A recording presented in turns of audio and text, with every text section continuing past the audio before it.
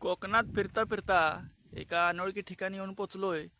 निसर्ग पाहता पाहता इथे जांभळाचं झाड भेटले आणि बघा किती मस्त जांभूळ उठलेले आहेत, पण कच्चे आहेत। जांभळाचं हिरवगार झाड, आजूबाजूचा परिसर हिरवगार आणि निसर्ग संपन्न, पूर्ण असा नटलेला, अगदी या पर्यावरणाच्या आणि या निसर्गाच्या प्रेमात पडावं असं वातावरण इथं दिसतंय।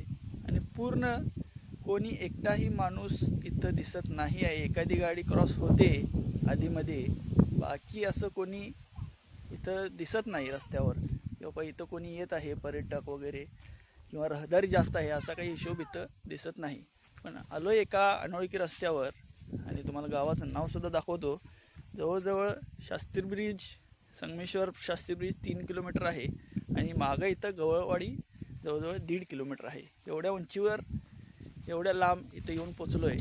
निसर्गाची भ्रमंती करता करता तुम्हीही या, घरातून बाहेर पडा, जरा फिरा, निसर्गाच्या सानिध्यात राहा, मजा कळेल निसर्गाची आणि आनंदही लुटता येईल आणि आपल्या जीवनाचं काहीतरी सार्थक होईल असं वाटतं।